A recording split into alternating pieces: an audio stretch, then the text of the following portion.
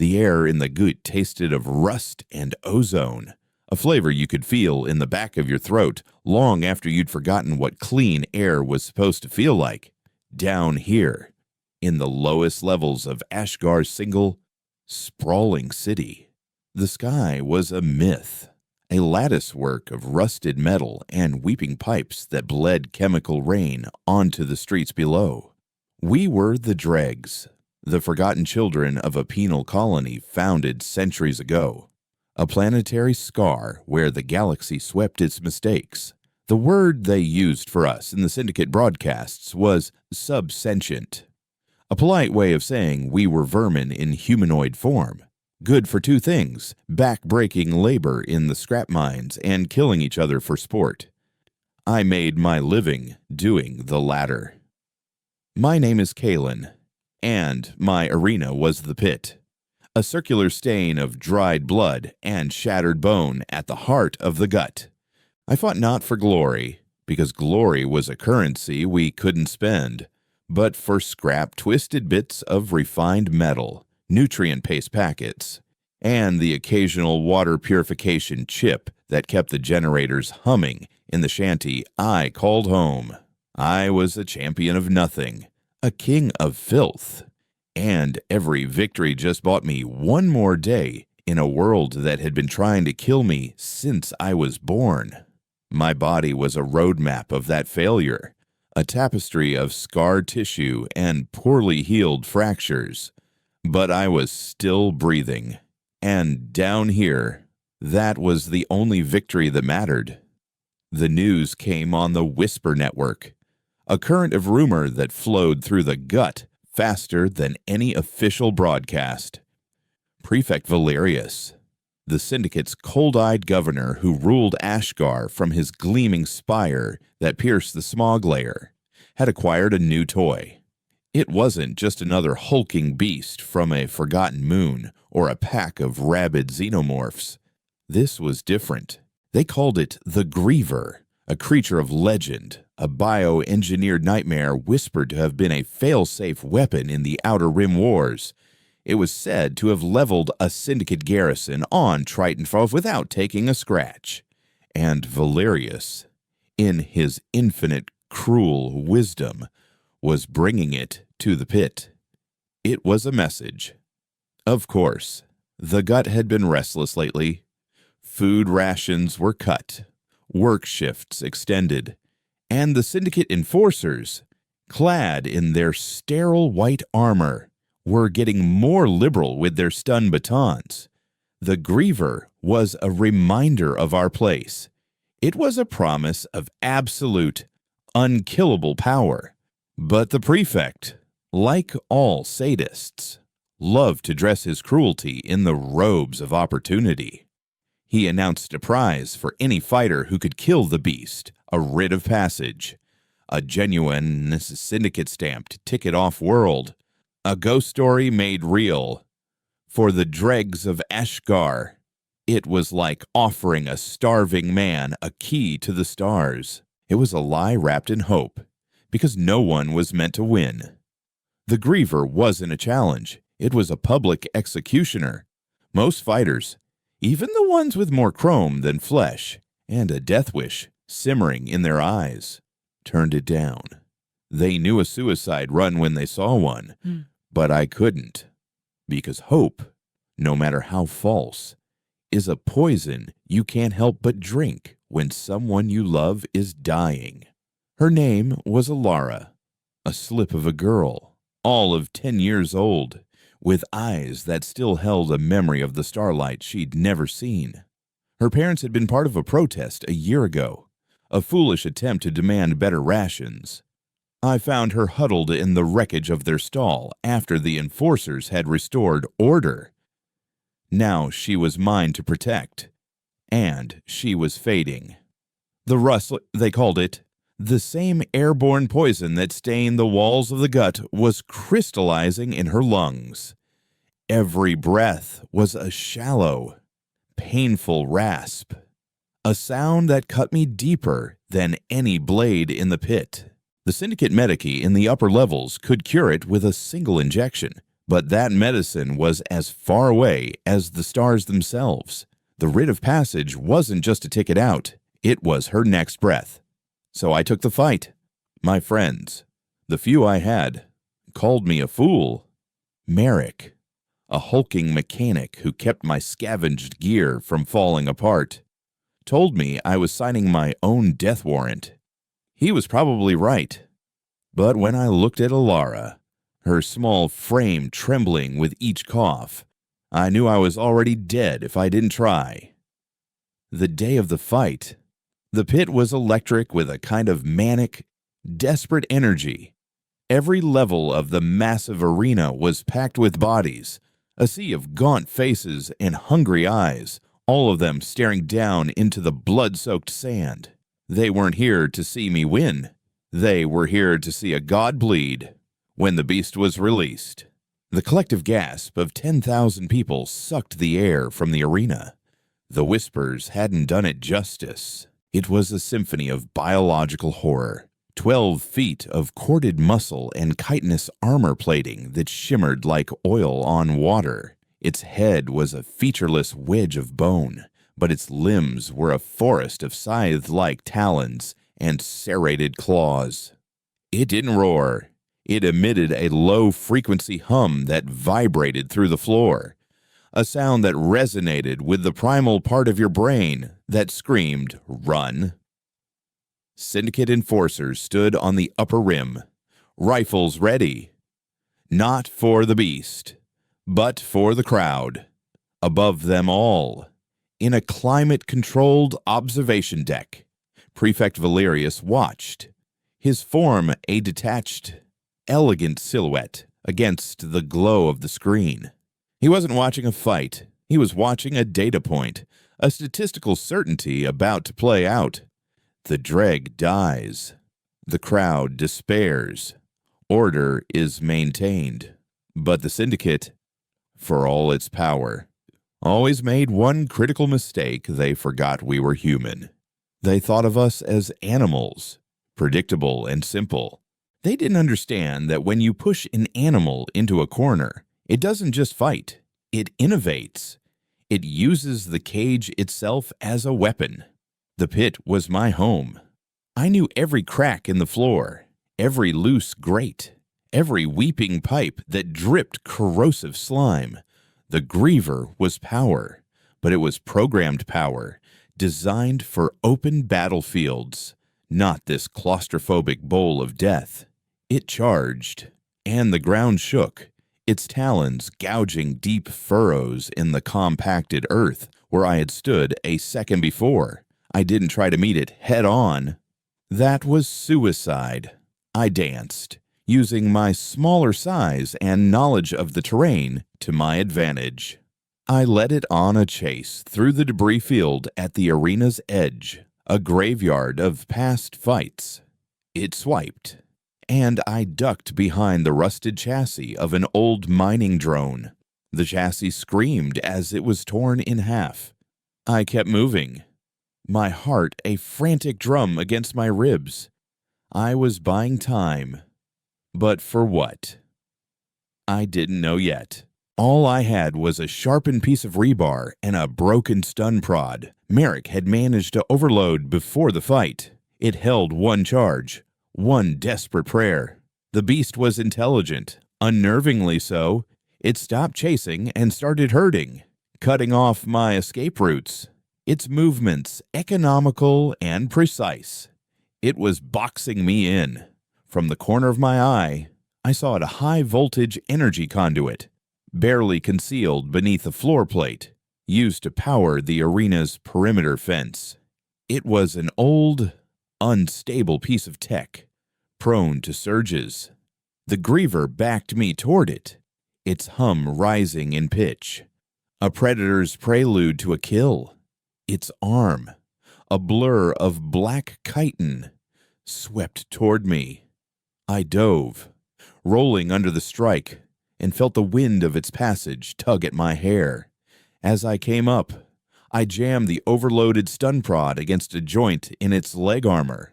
The prod exploded in a shower of blue sparks, delivering its entire charge in a single, violent burst. The creature screeched, a sound of tearing metal and animal fury, its legs seizing for a crucial second. It was the only opening I would get.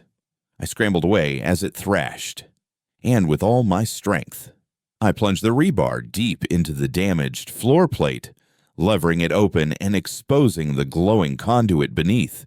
The Griever, enraged and disoriented, charged again, its focus entirely on me.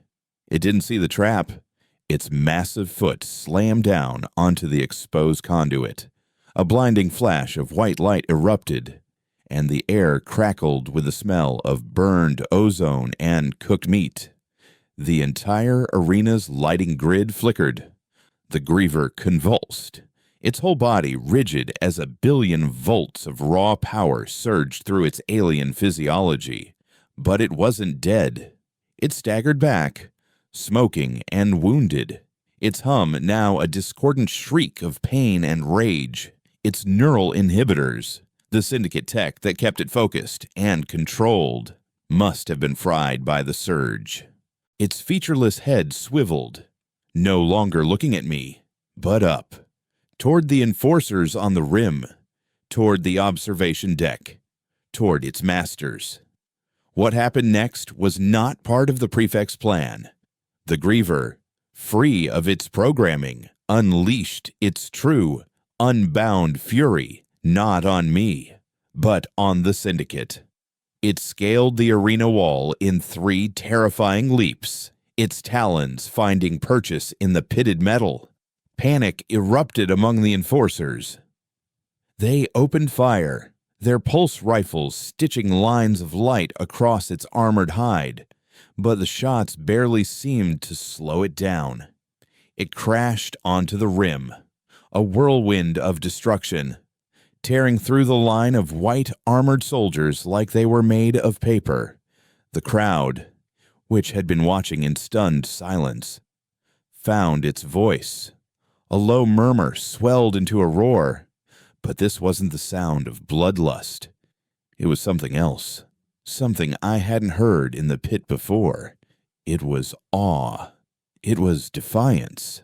They were cheering for the monster, while the Griever wreaked havoc above. I knew it was my only chance. It was wounded, its movements growing sluggish. I grabbed a fallen enforcer's rifle, the weapon feeling heavy and alien in my hands, and took aim. I didn't aim for the head or the chest. I remembered the tails, how its hide was nearly impenetrable. I aimed for the wound, the smoking, burned joint in its leg where the conduit had struck. I squeezed the trigger, and the rifle bucked against my shoulder. The bolt of plasma struck true, blowing the limb apart in a spray of ichor and wiring. The beast bellowed in agony and collapsed, its massive body tumbling back down into the pit, where it lay twitching, broken. A hush fell over the arena. 10,000 dregs, the enforcers, even the screaming wounded on the rim, all fell silent. They stared at the dead monster, and then they stared at me, a lone, bloodied figure standing in the center of the carnage. Then, the roar returned, louder than before, a tidal wave of sound that shook the very foundations of the pit. It was a single, unified voice, chanting a name I barely recognized as my own. Kaelen, Kaelen, Kaelen. From his perch. Prefect Valerius did not look angry. He didn't look panicked. Through the magnified lens of a fallen enforcer's helmet, I saw his face. He was smiling. It was a cold, thin smile, the expression of a scientist who has just witnessed a fascinating and unexpected result. He had wanted to show us an instrument of control, and instead, I had shown him a weapon of chaos. The fight was over, but my trial had just begun. The massive gates of the pit groaned open, but it wasn't medics or a prize committee that entered. It was a squad of Syndicate Praetorians, elite soldiers in obsidian armor, their faces hidden behind reflective visors. They didn't raise their weapons. They simply formed a cordon around me. Their leader stepped forward, his voice a synthesized rasp. "Prefect Valerius requires your presence." They weren't taking me to an executioner's block. They were escorting me. As they marched me out of the pit, past the cheering, screaming crowds of my people, I looked up toward the spire, a needle of impossible light and wealth stabbing into the heart of our perpetual twilight. I had won Ilara her chance, but in the prefect's cold smile, I saw a terrible truth. I hadn't escaped the cage. I had just been moved to a smaller, more gilded one, where the beasts were far more cunning. I had been noticed. The journey from the gut to the spire was a silent ascent through the circles of a mechanical hell. We rode in a sterile transport tube, a pressurized lift that shot upwards with a disorienting, stomach-lurching velocity. Through the reinforced plaz glass, I watched my world fall away. The grimy, tangled latticework of the lower levels, the flickering neon signs of illicit dens, the smoke-choked chasms I called streets, it all shrank until it was just a murky, brown smear at the bottom of a canyon. Then we broke through the smog layer. For the first time in my life, I saw the sky. It wasn't the mythical deep blue I'd seen on ancient data slates. Ashgar's atmosphere was a bruised purple, scarred by chemical haze, but it was vast and open. I saw the planet's twin moons, one a cracked pearl, the other a blood-red cinder, hanging in the void. It was so beautiful it hurt to look at, a beauty that felt like an accusation. The air inside the lift changed. The perpetual taste of rust was replaced by a cool, sterile scent, like the inside of a medicus kit. It was the smell of clean, filtered oxygen, and my lungs, so accustomed to poison, ached with the purity of it. The Praetorians stood motionless, their obsidian armor drinking the light, their silence more intimidating than any threat. I was a savage in a cage of glass and steel, being delivered to the zookeeper. Prefect Valerius's office was at the very apex of the spire. It wasn't a room, it was a statement.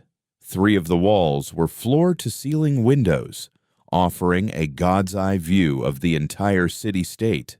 I could see the neat, geometric grid of the upper levels, the glowing arteries of transport networks, and far, far below, the sprawling, chaotic stain of the gut, where I knew fires were still burning in the streets.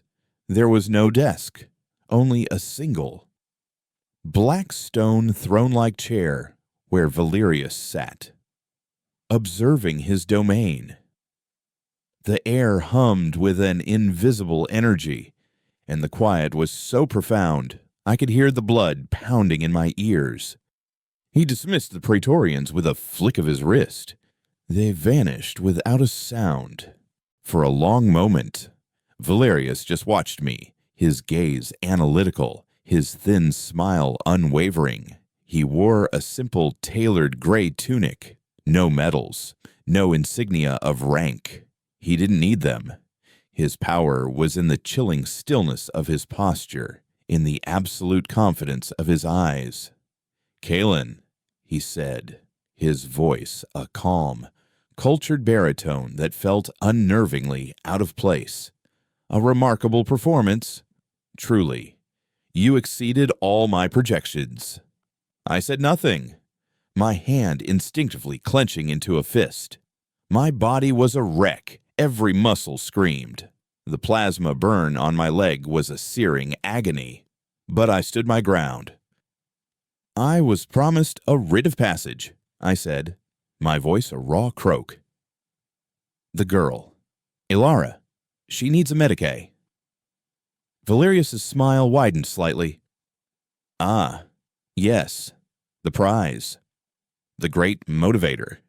He gestured to one of the windows, which shimmered and transformed into a high-definition screen. It showed a pristine medical bay, all white walls and gleaming chrome. Alara was lying on a bed, sleeping peacefully. A silver-clad medical droid was monitoring her vitals. She was breathing without a rasp. As you can see, Valerius continued, your prize has been partially awarded. The child is receiving the best care the Syndicate has to offer. The rust in her lungs is already being purged. She will make a full recovery. A wave of relief so powerful it almost buckled my knees washed over me. It was followed by a cold, sharp dread. She wasn't free. She was here. You see, Valerius said, rising and walking toward me, his movements fluid and deliberate, like a stalking predator. The rite of passage was a test, a tool to find an outlier, a variable that could not be accounted for in the usual equations of control. And you, Kaelen, are the most fascinating variable I have encountered in decades. He circled me, his eyes examining my scars, my ragged clothing, as if I were a piece of exotic, violent art. The gut believes it has found a hero. They chant your name as they set fire to my infrastructure. They see you as a symbol of hope. He stopped in front of me, his gaze locking with mine. They are fools. Hope is a disease of the desperate, but its symptoms can be quite useful. What do you want? I snarled. The Griever was an instrument of order, a blunt object designed to remind the masses of their place, he explained, ignoring my question. It failed. But you are an instrument of chaos. And chaos, my dear Kaelen, is a far more precise and powerful tool than fear. Fear breeds resentment and predictable rebellion. Chaos breeds confusion. It turns neighbor against neighbor, erodes trust, and makes people cry out for a firm hand to restore order. My hand. He paused, letting the words sink in. There are other prefects in the Syndicate, men of limited vision, like Prefect Zorik in the Western Quadrant. He runs his mines with brutal, inefficient force. His people are on the edge of revolt, but it is a predictable, manageable anger. I want you to go there. I want you to be their hero. I want you to be the spark that ignites their predictable anger into an uncontrollable wildfire. The pieces clicked into place, each one a shackle locking around my soul. He wasn't going to execute me. He was going to use me. He wanted me to be a living weapon, aimed at his political rivals. I would incite riots, lead rebellions, and when the dust settled and Zorik was disgraced, Valerius would step in as the savior, expanding his own power, and my people, the dregs in Zorik's quadrant, would pay the price in blood. And if I refuse, I asked, my voice dangerously low. Valerius's smile never wavered. He simply glanced back at the screen, showing Alara sleeping soundly in her sterile paradise. The child's treatment is ongoing. It requires constant administration. Should you prove uncooperative, her treatment would, regrettably, have to cease. The rust would return, far more aggressively this time. Her end would be unpleasant. The threat was delivered with the same dispassionate calm as a weather report. She was a hostage.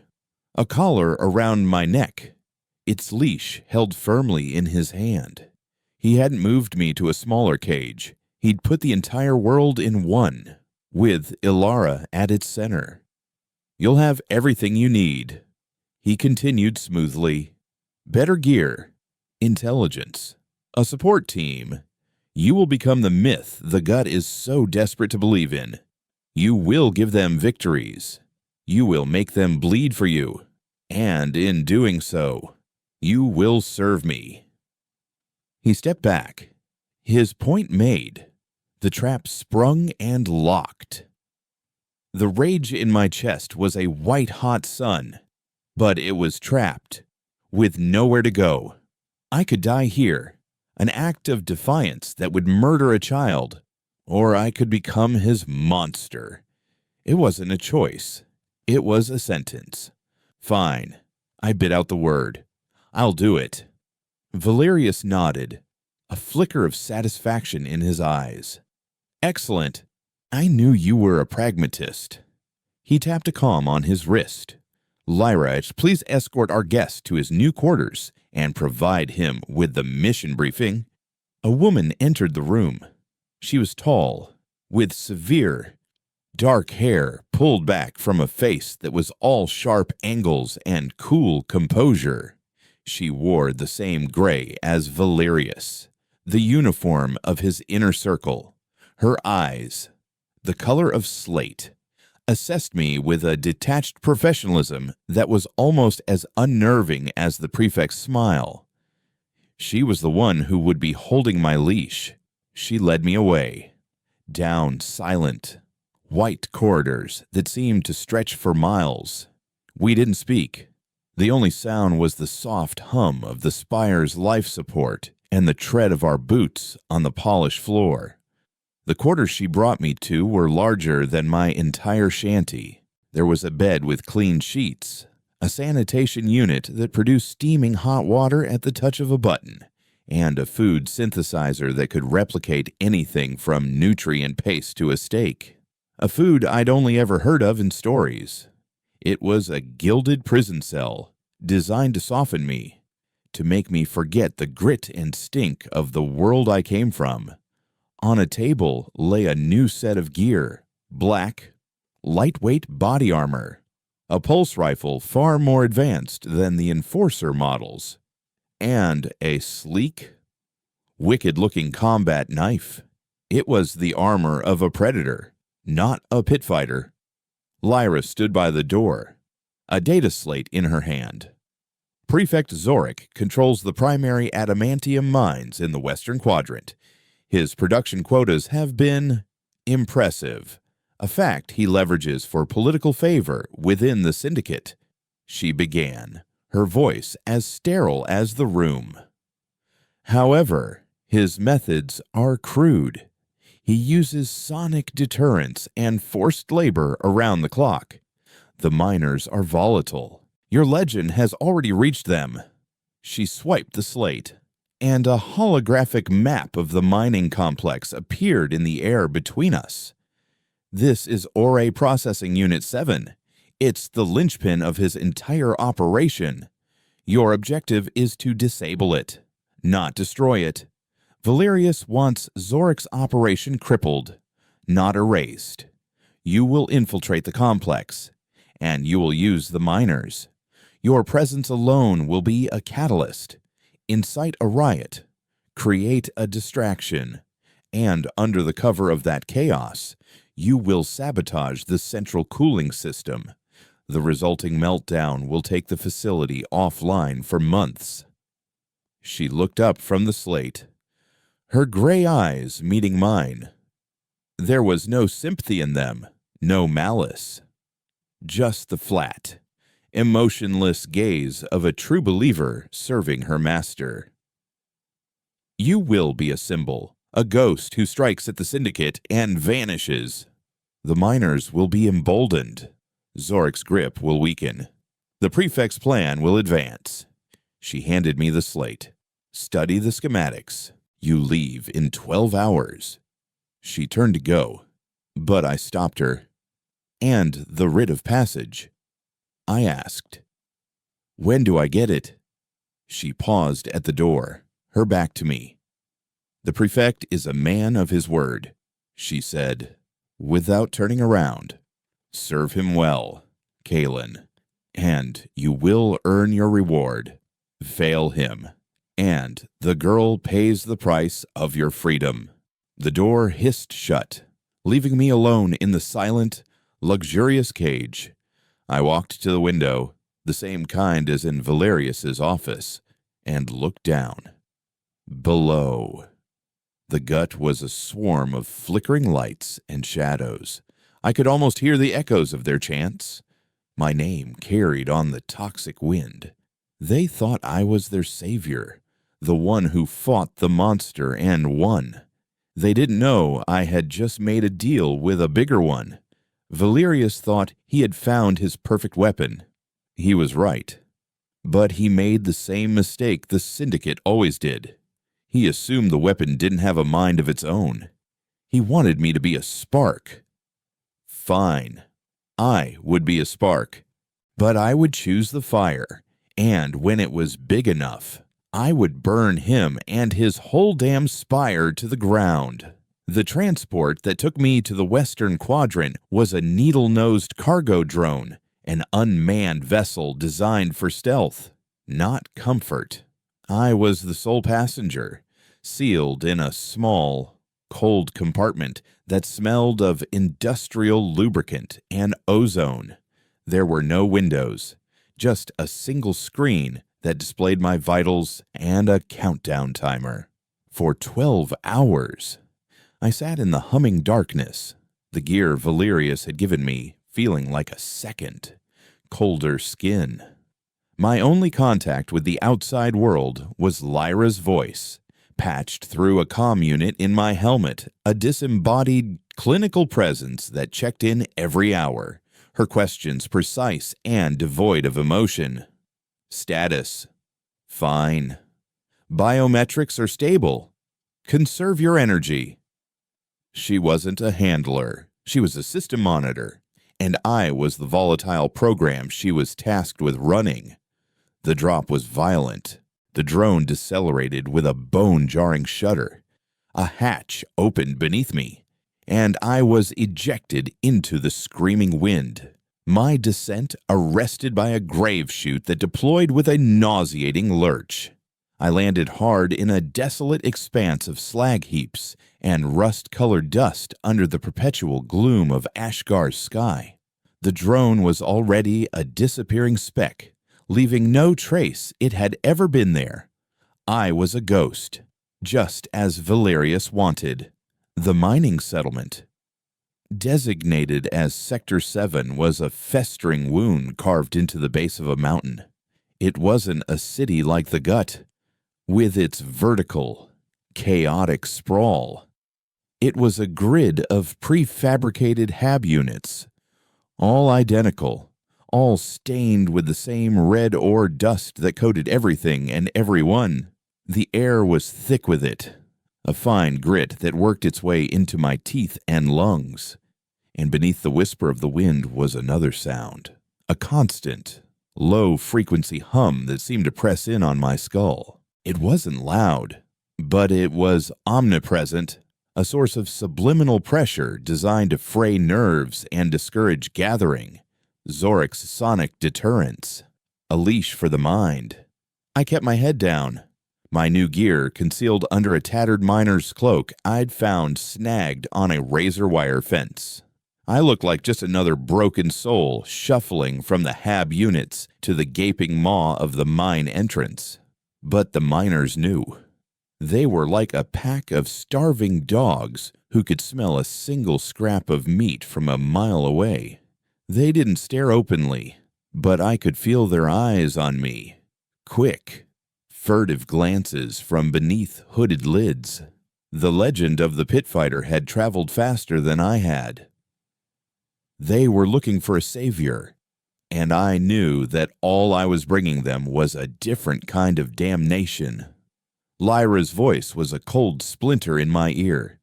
Your target is the central coolant regulator for the primary ore processor. The schematics are in your slate. You are to incite a diversion and use the chaos to gain access.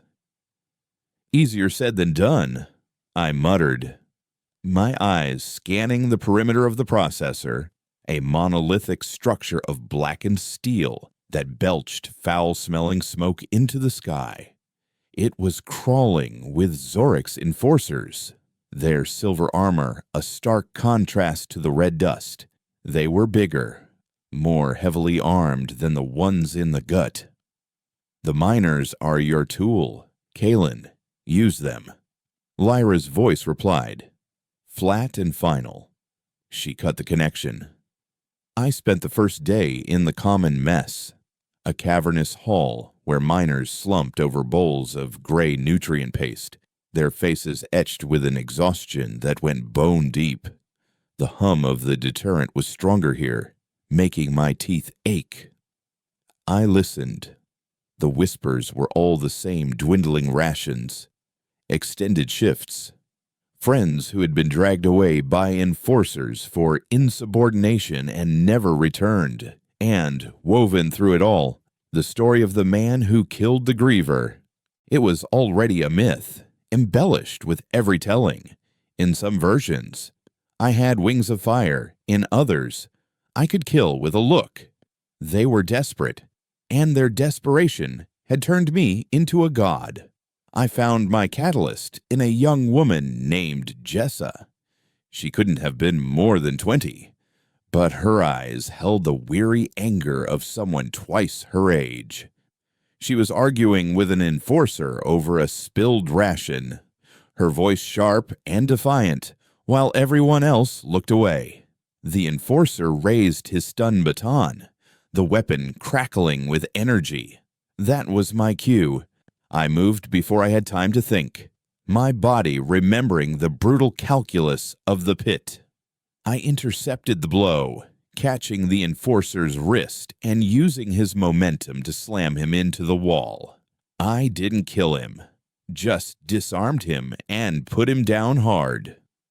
The entire mess hall fell silent. The hum of the deterrent seemed to get louder in the sudden quiet. Jessa stared at me, her eyes wide with a mixture of shock and dawning recognition. Before the other enforcers could react, a grizzled old miner grabbed my arm. "This way," he grunted, pulling me through the crowd and into a labyrinth of maintenance tunnels behind the kitchens. He was old, his face a roadmap of scars not unlike my own, his body stooped but powerful. "You're a fool," he rasped once we were in the relative safety of the tunnels. "You just painted a target on every back in that hall." "He was going to hit the girl," I said. "And now they'll come back and hit 10 more, he shot back. Jessa had followed us, her initial shock replaced by a fiery intensity.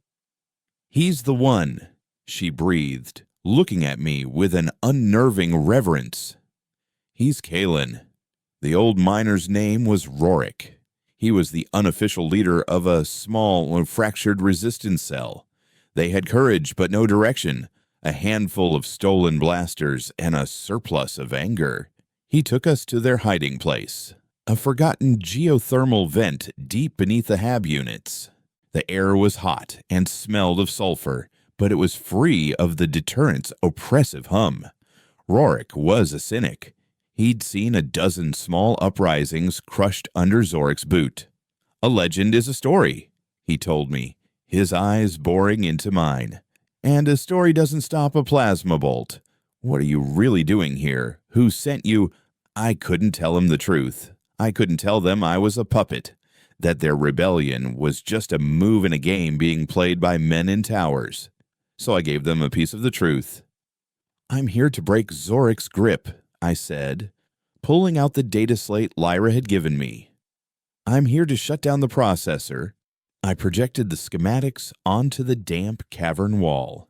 The hologram flickered, showing them the guts of the machine that was the source of their misery. Jessa and the younger miners gasped. It was tangible, a weakness in the beast they thought was invincible. "This is the primary coolant regulator," I said, pointing to a glowing node deep within the structure. "We overload it. The whole system melts down." "The mine goes dark." Rorick studied the schematic, his skepticism warring with a flicker of something else. The main access corridor is crawling with Praetorians. You'll never get through. We won't go through the main corridor, I countered, tracing a secondary route on the hologram. We go through the service conduits. During the main shift change, when the whole sector is in motion, we start a riot at the main gate. A real one. Something big enough to draw every enforcer on the base. While they're busy cracking skulls, we slip in. The plan was simple, brutal, and it used their anger as the weapon Valerius wanted. Jessa was all in, her eyes alight with the fire of a zealot. We can do it. The people are ready. They just need a symbol to rally behind. She looked at me. They need you. But Rorik wasn't convinced. He was tracing a line on the schematic with a calloused finger, a line that led from the coolant regulator deep into the earth.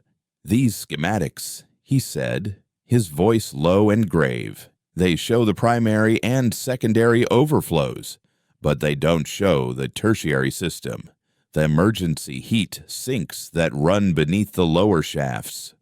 My blood ran cold. Lyra's schematics were incomplete. What about them? I asked.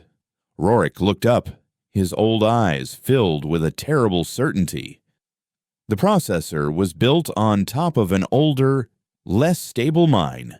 Those lower shafts are still active, but the lifts are shut down half the time. There are 1,000 men down there on the night shift. If you just overload the regulator, the meltdown won't be contained. The heat sinks will rupture. The entire lower level will be flash-cooked. It won't just cripple the mine. It will be a tomb. The silence in the cavern was thick and heavy. 1,000 men. Valerius hadn't told me. Or worse, he had. And Lyra had deliberately given me incomplete data. A clean, simple sabotage with 1,000 casualties he could pin on Zorik's faulty infrastructure. It was neat. It was efficient. It was monstrous. There must be another way, Jessa whispered, her revolutionary fire dimmed by the horrific realization. Rorik shook his head. Not according to this plan. I stared at the hologram, at the glowing node that was supposed to be their salvation and was now a death sentence. The leash around my neck tightened. Valerius wanted chaos, but controlled chaos. He wanted a crippled mine, not a massacre that could draw the attention of the entire Syndicate Council. A disaster of that magnitude would be investigated, and the trail might lead back to him. This was a test. He was testing my obedience, my willingness to sacrifice pawns without question. Lyra's voice chose that moment to slide back into my ear, as if she knew. Report your progress. Kaelen, have you engaged the asset? That's what they were to him. My hands clenched. I have, I said, my voice tight. We're finalizing the plan. Excellent, she replied, her tone unchanged. Remember the objective. Sabotage the regulator. No deviations. The prefect is watching. So is Ilara's medical team. The threat hung in the air, cold and sharp. I looked from the schematic to the faces of the miners around me, Rorik's weary distrust, Jessa's betrayed hope. They were my people, born of the same dirt and desperation as me. They were looking at their hero, waiting for him to lead them. And I had to choose. I could follow the plan, sacrifice 1,000 souls to buy a little girl's life, and remain a slave. Or I could find another way, defy Valerius, and risk bringing his entire wrath down on my head and on Ilara. I took a deep breath, the sulfurous air burning my lungs. I looked at Rorik. Your emergency heat sinks, I said, my voice steady and hard. Can they be weaponized? The old miner's eyes widened, a dangerous, long, dead spark rekindling in their depths. The hero they wanted was a lie, but maybe the monster they needed was real after all. The user has requested continue Part 2 after receiving Part 3. It's highly likely they meant to ask for the next part in the sequence, which is Part 4. I will provide Part 4. Rorik's eyes, which I had mistaken for weary, were in fact crucibles where decades of anger had been smelted into a hard, dangerous resolve. Weaponize them, he repeated, a low chuckle rumbling in his chest. It was a sound like rocks grinding together. Son, these sinks vent enough thermal energy to power this entire sector. Zorik uses them to bleed off pressure when the processor runs too hot. He just lets the heat dissipate into the bedrock. But the conduits can be rerouted. The pressure can be aimed. He moved to the holographic schematic, his calloused fingers tracing new lines in the air, lines that didn't exist on Lyra's doctored plans. The main spire of the processor is hollow. It's an exhaust chimney. If we can manually override the flow regulators and bypass the primary and secondary overflows, we can turn the entire heatsink system into a geothermal cannon. We could vent a century's worth of pressure straight up the gut of that facility. His grim smile returned. It won't just melt down the core. It'll turn the whole damn building into a volcano. The audacity of it was terrifying and beautiful. It was no longer a simple act of sabotage. It was an act of surgical annihilation. It would save the 1,000 miners below, cripple Zorik's operation beyond repair, and send an unmistakable message to Valerius. The control room for the sink regulators, I asked, my heart hammering. Where is it? Sub-level 4, right under the main processing floor, Rorik said. It's a death trap, hard-sealed, automated defenses, and a permanent Praetorian Guard detail. Jessa, who had been listening with a horrified fascination, stepped forward. The riot, she said, her voice regaining its strength. That's our way in. It has to be bigger than a distraction. It has to be an invasion.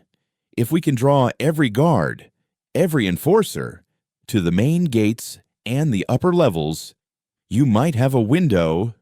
I looked at her, then at Rorik. The plan was forming. A three-headed beast of chaos, infiltration, and impossible engineering. Jessa would lead the charge, turning the miners' simmering anger into a tidal wave.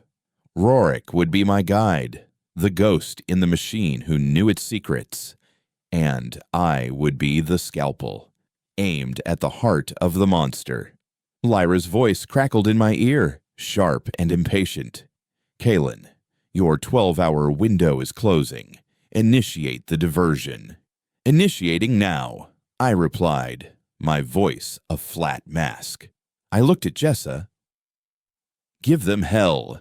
Oh, she nodded, her eyes blazing. We'll give you your window, she promised. Then she was gone, disappearing back into the tunnels to rally her people.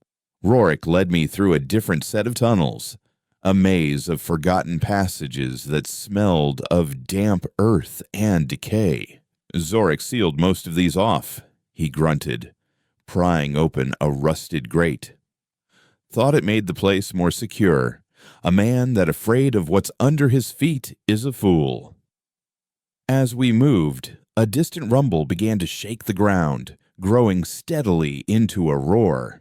It was the sound of thousands of voices, thousands of stamping feet, the percussion of metal on metal. Jessa's riot had begun.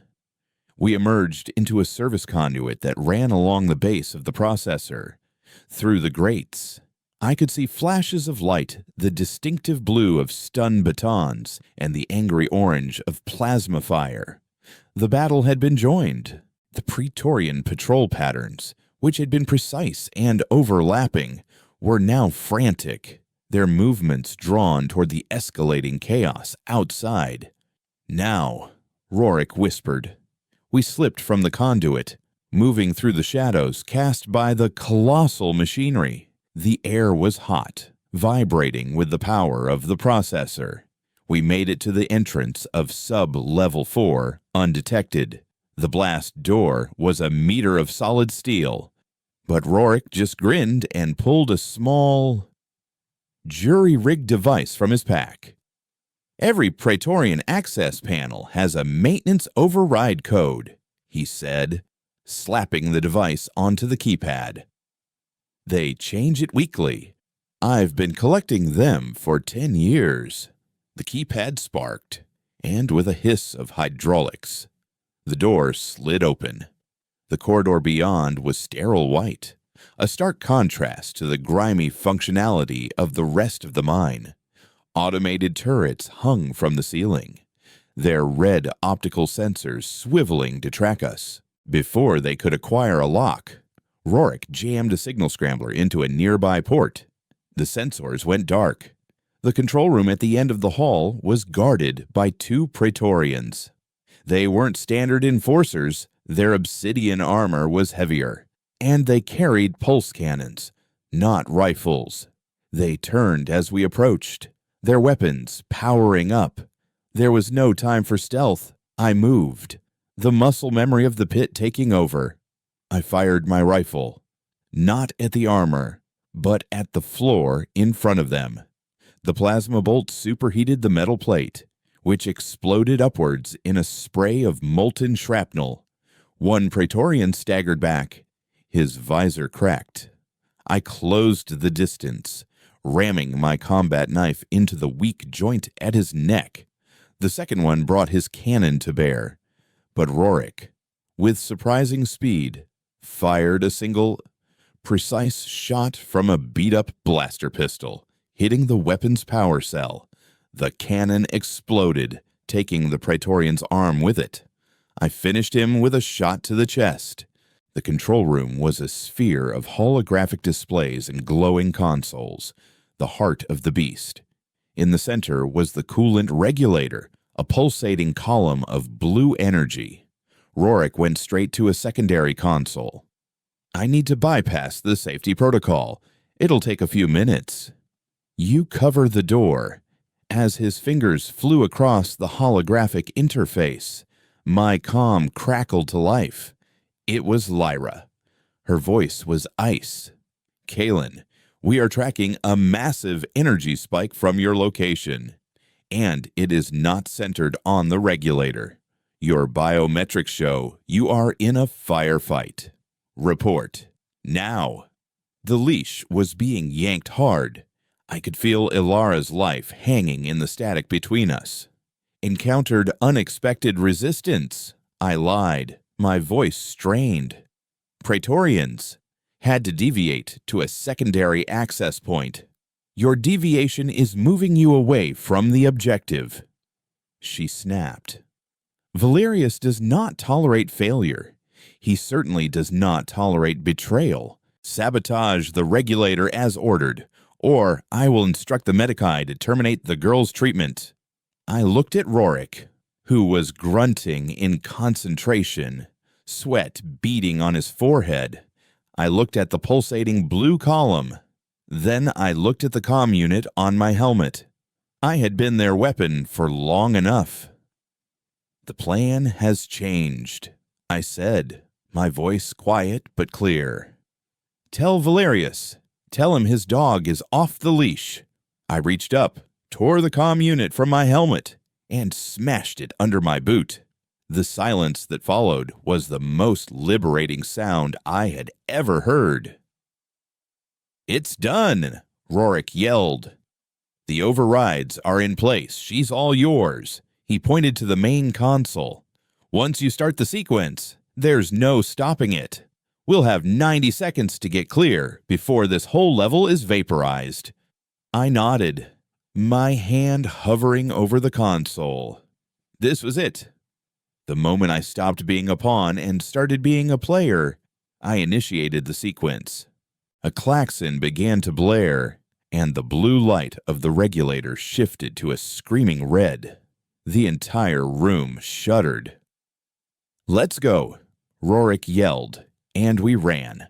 We sprinted back the way we came, the floor vibrating so violently it was hard to keep our feet.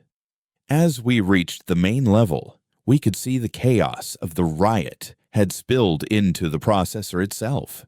Miners and enforcers were locked in brutal combat amidst the machinery. Jessa was at the forefront, a warrior forged in dust and desperation, leading a charge against a line of shielded enforcers. Then the ground gave a titanic heave. A sound like the world tearing in half erupted from the spire above us. The miners. The enforcers. Everyone stopped and looked up. A pillar of incandescent white energy, brighter than any sun I could imagine, shot out of the top of the processor, punching a hole through the smog-choked sky for a brief, stunning moment.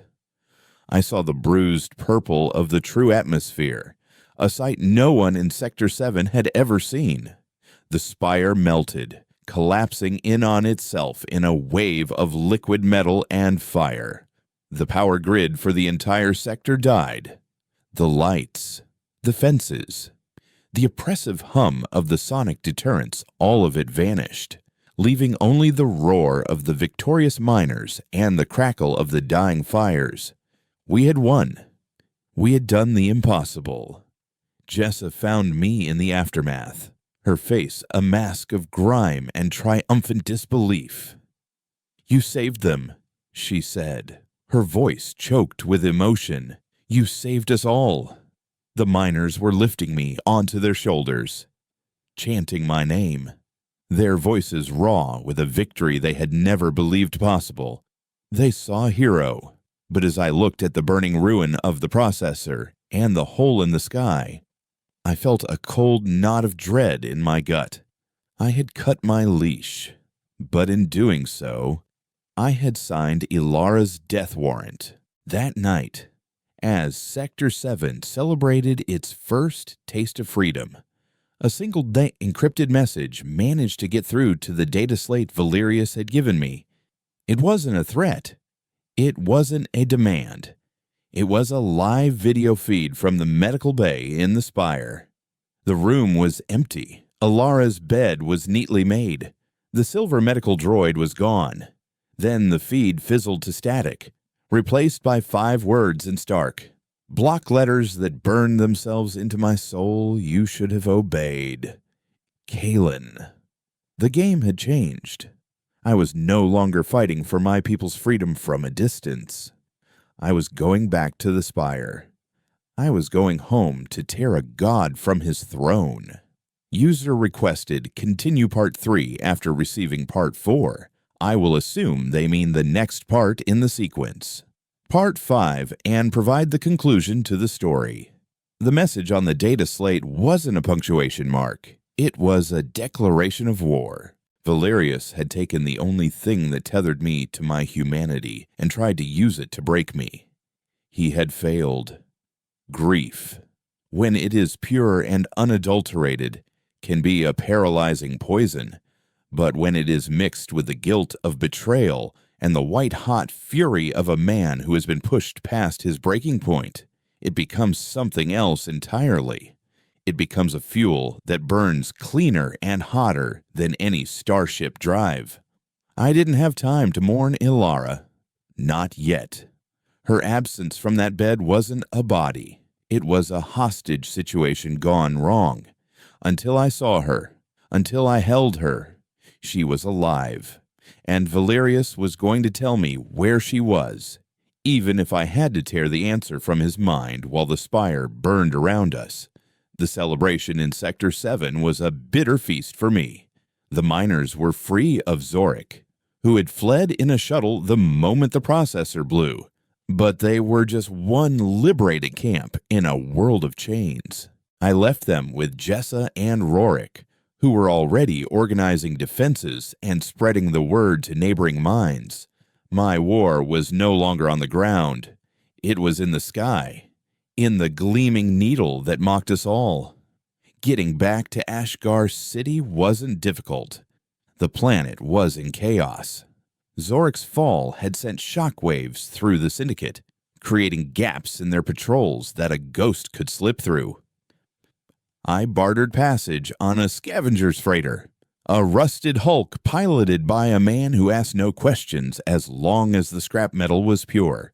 We slipped into the city's airspace under the cover of a smog storm, landing in a derelict docking bay in the upper levels of the Gut, just below the Spire's lowest defensive ring.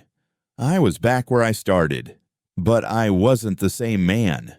I wasn't a pit fighter looking for his next meal. I was a weapon that had turned on its master. I had Valerius's gear, his intelligence protocols, and a knowledge of his methods. I also had the one thing he didn't account for. I had nothing left to lose.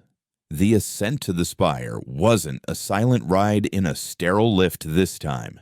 It was a climb through the guts of the city's infrastructure, a brutal, vertical infiltration. I bypassed security grids using codes Rorik had given me, silenced automated sentries with the combat knife, and moved like a shadow through the ventilation shafts that carried the Spire's recycled, perfumed air. I reached the pinnacle, the executive levels, where the silence was profound and the air smelled of money and blood. The Praetorians were on high alert, their patrols doubled, their movements tense. Valerius knew I was coming. He was a man who appreciated symmetry, and he knew the game had to end where it began. I didn't bother with stealth anymore. I was a storm. I breached the main corridor leading to his office with a stolen plasma charge, the explosion shattering the oppressive silence. The Praetorians swarmed, a phalanx of black armor and lethal intent. I met them in the narrow hallway, a dancer of death in a corridor of white light. The pulse rifle barked. The combat knife flashed. I fought with the desperation of the pit and the precision of a soldier, every kill a step closer to the throne room. I took hits, my armor cracking, my own blood mixing with theirs. But I didn't feel the pain. I only felt the cold, driving need to see Valerius's face. I kicked open the double doors to his office, the same room of glass and power. He was there, standing by the window, looking down at the city that was slowly catching fire from the spark I had lit. He turned as I entered, his expression one of mild, disappointed curiosity. He was unarmed. He didn't need weapons. He had Lyra, who stood beside him, her own weapon drawn, and a squad of his personal guard. So, the prodigal weapon returns, Valerius said, his voice as calm as ever, dented, bloodied, and, ultimately, broken. You disappointed me, Kaelen. You had such potential. I stopped, chest heaving, blood dripping from a cut above my eye. Where is she? I rasped, leveling my rifle at his chest. Where is Ilara? Valerius sighed, a sound of genuine boredom. Always the small picture.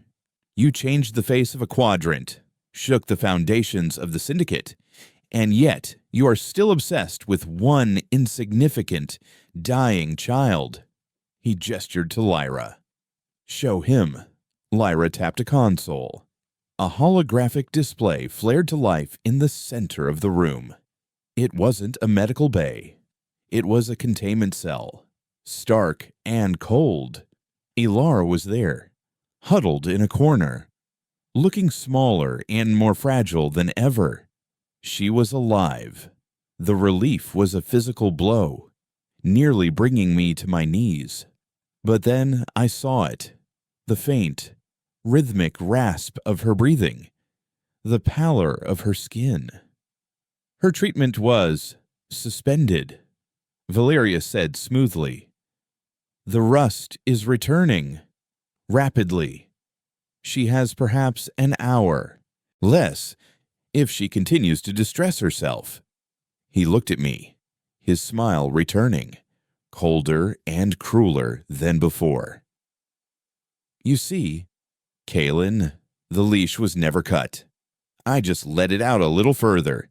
Now, put down the weapon, surrender, and I will restart her treatment. You will return to the pit, a fallen hero for the masses to mourn, and she will live in her cage. Refuse, and you can watch her die." The choice was presented again. The same impossible, agonizing choice: submit and become a slave, or fight and lose everything. But this time, I saw something Valerius didn't. I looked at the hologram, at Ilara's terrified face. Then I looked at Lyra. For a fraction of a second, her mask of icy indifference cracked. Her eyes flickered to the hologram, and in them I saw not the cold calculation of a machine, but a flash of human revulsion. She was a true believer in order, yes, but Valerius's order was built on the torture of a child. Even a zealot has a line. I had to gamble everything on that single, almost imperceptible crack. "You talk about order, Valerius," I said, my voice low, not looking at him, but at Lyra. "You talk about control, but this isn't order. This is just cruelty dressed up in a uniform. Is this the perfection you serve? Lyra, is this the strength of the syndicate tormenting a child to break a man you couldn't control?" Valerius laughed, appealing to her humanity. "A desperate ploy. Kaelen, Lyra is a perfect instrument. She knows that the ends must justify the means." "Prefect," Lyra interrupted, her voice a razor slicing through his confidence. Valerius turned to her, a flicker of genuine surprise on his face. "And these means," she continued, her gaze shifting from the hologram to him, "are beneath us. They are the tools of a sadist, not a ruler." Valerius's face hardened. "You forget your place. Lyra, eliminate him." Lyra didn't move for a long, suspended second. The office was a tableau of shifting loyalties. Then she acted. She didn't shoot me.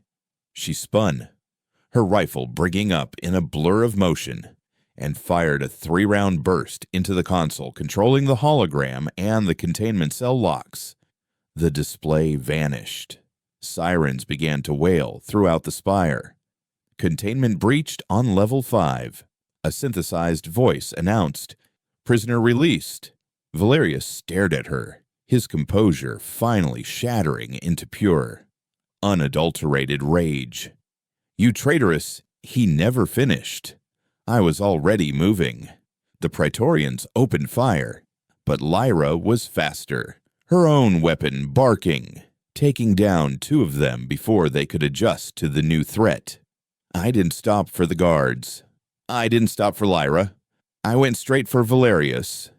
He tried to draw a hidden sidearm, but he was a politician, a master of games, not a fighter.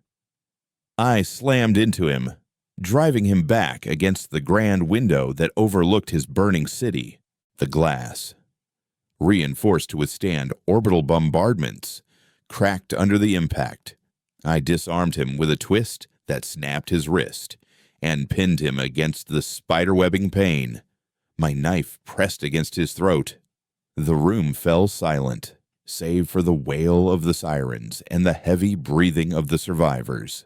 Lyra stood amidst the bodies of the Praetorians, her weapon lowered, watching me. "Call them off," I snarled at Valerius. pressing the blade enough to draw a bead of blood. Order your forces to stand down, release the spire's security lockdowns, and get a medical team to Alara. Now. Valerius looked at me, his eyes filled with a venomous hatred, but the fear was there too, a cold, hard knot behind the arrogance. He looked at Lyra, then back at me, and he knew the game was over. He had lost his pieces, his board, and now he was about to lose his king. With a trembling, broken hand, he tapped his comlink and gave the orders. I didn't kill him. Death was too quick, too clean for a man like Valerius. I left him there, broken and disgraced in the ruins of his power, to face the chaos he had tried to harness. Lyra led me to level 5. We found Alara in the corridor, frightened but free. I scooped her up, her small body frail against my battered armor, and for the first time since I entered the pit, I let myself feel the tears that stung my eyes. We didn't stay in the spire. Lyra, now a traitor to the very system she had upheld, used her clearance to get us to a shuttle bay. We took Valerius's personal transport, a sleek, long-range vessel. As we lifted off, I watched the spire recede. It was still standing, but its light was dimmed, its perfection marred. Below, the fires in the gut and the distant glow of the liberated mines were the only lights that mattered. We weren't going to another quadrant. We were going beyond, to the uncharted systems where the Syndicate's reach didn't extend. I looked at Alara, sleeping in a medic bunk, the rhythmic hiss of a true healing unit filling the cabin. Then I looked at Lyra, who sat in the co-pilot's seat, staring out at the stars with the same unreadable expression. We were a fighter, a traitor, and a dying girl who had been given a second chance. We were outcasts, fugitives, and perhaps the beginning of something new. The galaxy had noticed us as prey, and then as rivals. Now, as we punched into the void, leaving the cage of Ashgar behind, it would have to learn to see us as something else entirely free.